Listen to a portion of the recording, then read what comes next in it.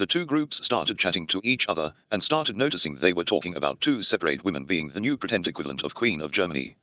Arguments broke out in the streets between different groups of neo-Nazis over whether Janet, Eva, or Sadie was the fictitious queen-to-be. Violent arguments soon followed, fueled by the frustration of Sadie not yet appearing with the inbred baby. Led by psychotic escaped maximum security prison inmates in some instances. People who repeat the bits and pieces of them as they know it, as if intellectually on their team now, will tell you about some of it. Even if they didn't know why it was happening. Because it is that psycho type of conflict the whole thing had as a theme, but in fighting instead. When a lunatic terrorism group or pack disintegrates and starts fighting each other, it can look exactly like what they usually do to others. It can be very confusing. They, the neo-Nazis, disintegrated as a terrorism group quickly from there. The last months of the neo-Nazi terrorism period in Germany in 1945, that ended with fled escaped prisoners and arrested former prison inmates later tried at Nuremberg, are bizarrely well documented. But it also has ipso facto disgusting fiction through it about the non-perpetrator victims, like Kaiser, Adolf, Goering, Hesse, etc. The fiction used the fact that the actual offenders were playing genocide dress-ups, made over to look like them by a professional film production crew. In some cases, the escaped prison psychos had individual victims like Hermann Goering's identity documents on their person, in their authentic costume. Two things were certain. Hermann Goering, a close friend and colleague of Kaiser Adolf, and Prince Sebastian Habsburg, who was Kaiser Adolf's official royal consort when he was abducted, were both being tortured in Dachau prison by former inmates that escaped the jail in December 1943. They already knew each other personally. They were adamant the former inmate coordinating the torture, whilst dressed up to look like Goering, wasn't Hermann, as Hermann was in the Dachau jail disfigured in the face beyond recognition. Wearing only thermal underwear. There were revolting incidents of former maximum security prison inmates arguing to the death over the conflicting details they had worked on separately, after some of them went to Berlin in November 1943 to see Sadie and the inbred baby, who both never arrived. People pretending it is an ongoing theft plot or historical criminal genius now still argue about it. If someone mentions that people pretended Sadie E. Einstein was the equivalent of Queen of Germany to be temporarily until the inbred baby became Kaiser, others will say that they were pretending Janet Podolski, as Eva Braun, was Kaiser Adolf's childhood sweetheart and fiancée. Implying she was the equivalent of Queen of Germany to be if they pretended she married Kaiser Adolf. And they put so much work into the photographs and film of her pretending she was with Adolf all the way, as his secret partner. They never really met.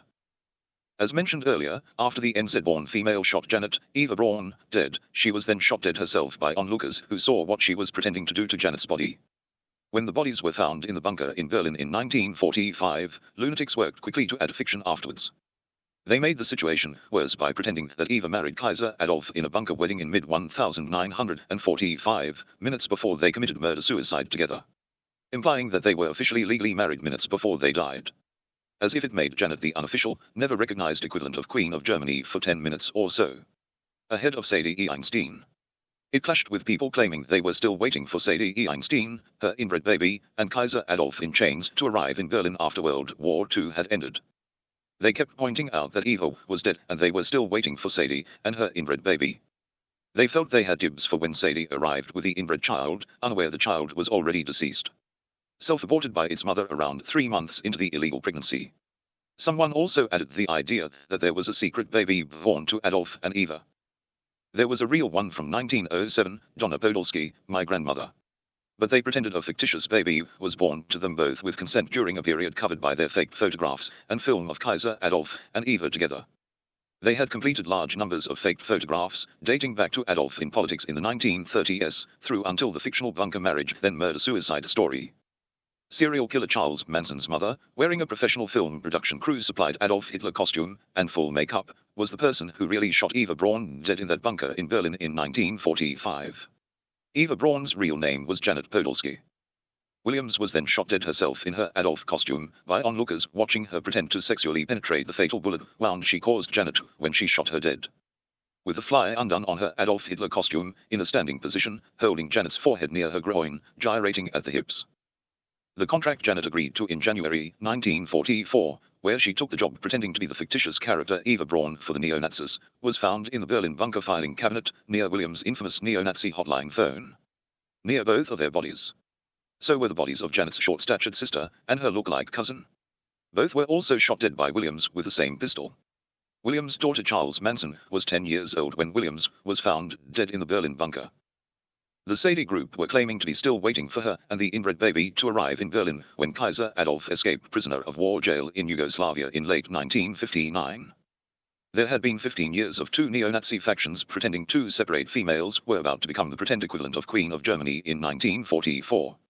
As if Eva had dibs because they pretended she married Adolf in the fictional bunker marriage murder-suicide story. When Kaiser Adolf escaped his illegal detention in Yugoslavia in 1959, my mother Judith had already completed one pregnancy to her husband, future Duke and Lord Kevin Webb the Habsburg. She had dumped the result of the first pregnancy in their marriage unregistered at birth, after swapping places with a lookalike who started pretending to be my father Kevin's wife, shortly after they married in May 1958. My mother's motive for marrying my father was to steal babies off him before birth, and dump them unregistered. She later claimed it was to stop him getting a legitimate Habsburg royal eligible child of his own, and to stop her father Stalin getting a legitimate grandchild. I was the only legitimate child my married parents had together, that was registered to them both at birth, and went home in their custody, literally.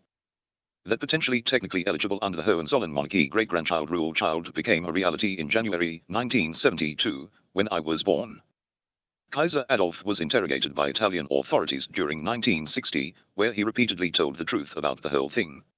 In some cases to people who were pretending to be still waiting for Sadie and her inbred baby, as if it grew up on the other side of the bars to Kaiser Adolf and was 13 when he escaped. Some of the Italian law enforcement and intelligence agents, aware of what he reiterated daily during his interrogation, went to Yugoslavia to check it out. When they found Sadie and interviewed her, she admitted for the first time to anyone outside the jail that the baby miscarried in April 1944, and they decided not to tell anyone about it. They slaughtered her on the spot at the end of the interview, and buried her in prison Governor Joe's backyard, cut up into unrecognizably small pieces. They were never seen again in Italy. Sadie E. Einstein versus Janet Eva Braun Podolski. Who really was the pretend new equivalent of Queen of Germany to be in 1944? Neither. Lunatic Italians cleaned up the Adolf Hitler costumed body of the 27-ish-year-old New Zealand-born genocidal maniac, Isabelle Fritz Williams.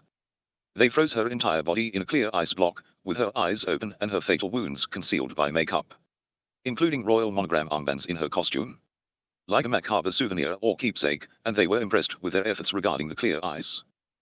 The viewable frozen corpse of Charles Manson's mother was eventually sold to people from the town of Geelong, Australia, after World War II. They moved it to Geelong and put it in a freezer. It was available for viewing with permission, through a receptacle with a viewing window. Bizarrely enough, it was there until 2021. After around 75 years in a freezer room in Geelong, Australia. It was finally confiscated, thawed, and dumped in a biological waste landfill as an illegally stored cadaver in early 2021. Law enforcement took DNA samples, kept the Hohenzollern monogram armbands, and ran them through the washer and dryer. I don't want them. I may not convince them I don't want them, if they think it may be worth money to them if I do. They spent over 75 years on the arms of the frozen dead body of a genocidal female lunatic, who was Charles Manson's mother. Sadie E. Einstein's only child, born before World War II, was shot dead, shortly after the body of Williams was finally dumped in a biological waste landfill in 2021. Sadie's daughter had excitedly bragged about how many people her uncle Albert E. Einstein abducted, disabled, tortured, and murdered, for the information in all the books he released under his name, as if he was a physicist philosopher. She did so whilst waving her arm through the air at a bookcase full of them. Someone shot her dead shortly afterwards. Wherever she was.